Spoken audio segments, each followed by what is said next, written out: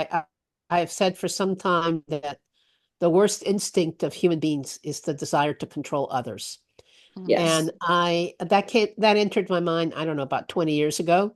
Mhm. And it has stuck with me as, definitely Yeah. something that is true.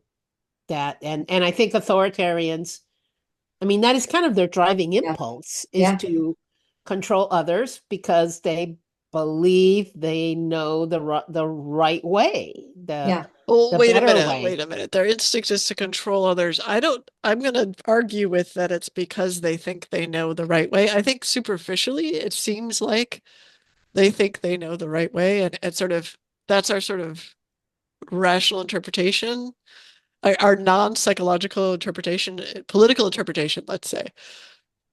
But psychologically, why does anyone have the need to control anyone else? It is, I mean, let's assume that the person's not floridly psychotic. Let's assume that someone's like not completely mentally ill. It's usually because they're afraid and they think Yeah. the way they will be safe is if they can control their environment. I And that think comes that's from it. early childhood trauma. I think that's that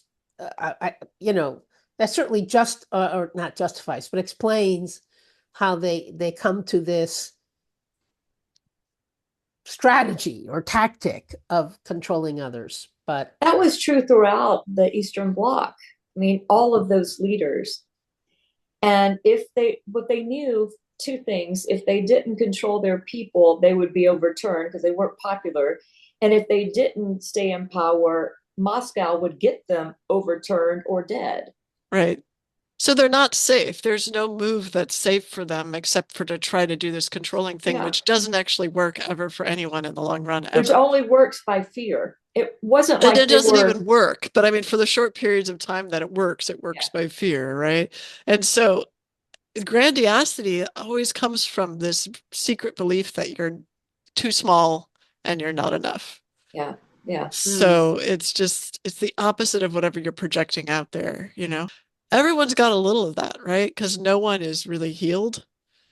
We're all like broken in various ways. So everyone has their way that they're going to try to like figure out how to be safe and figure out how to be healed and try to be enough. And then the question then becomes a geopolitical question, which maybe like I personally think, as Carmen knows, maybe geopolitics are something like psychology writ large. That's interesting. Mhm. Large on a global scale, right? But but maybe sometimes in some situations you need someone who has a particular pathology. Oh, I mean, maybe I'm not saying like that's yeah. ideal because I'm an idealist. I'm like, no, everyone should be psychologically healthy and we should all get to a place like, that I would love to be in all the time, which is where everything's great and you understand all this stuff and you're emotionally mature, etc. Um, but maybe the way the world is right now, you need certain pathologies at certain times to get to the next place because you're dealing with a messed up world full of pathology. Hmm. Maybe you need a pathological person to deal with that. And I'm not talking about Trump or anyone. I'm just saying, like, in world leaders, maybe that's why we haven't gotten over the grandiosity stage, you know? well, Julianne, you go first. I was going to say, to push back just a little, that might have worked pre, let's say, 1970, 80. Once the world is open to everyone to see and hear and know because of social media, because of television, because everything is coming over people's phone from the smallest village in Africa to New York City, people get enough information, often information that's been channeled in a specific way, to make opinions. And I'm not sure that having somebody who's pathological helps us in the way that it might have been we could overlook it prior to the world that we live in now. I say that because one of the most interesting jobs I ever had in the Foreign Service was heading up the office that did public opinion polling worldwide. And being not fully surprised, but impressed by how much people knew about what was happening in the United States and how much they knew about what's happening in neighboring states or in their own country. And it certainly swayed their opinions.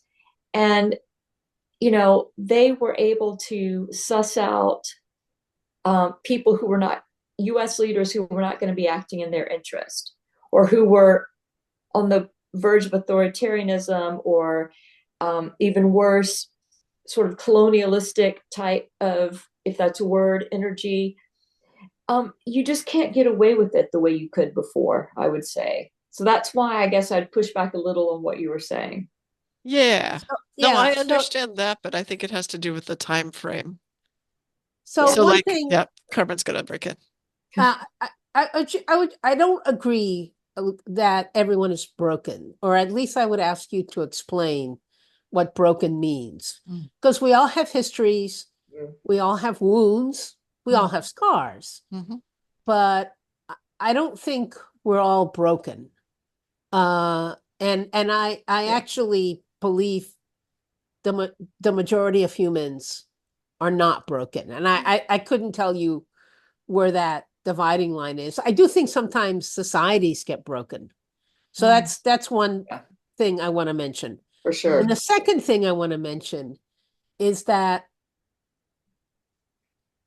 it is true, or I'm not going to say it's true, but the experiences we've had historically give us many examples where to replace or to evolve beyond a really broken system, the person that started that process rarely completes it, if Yeah. you look at it Yeah. historically, but starts it is a son of a bitch.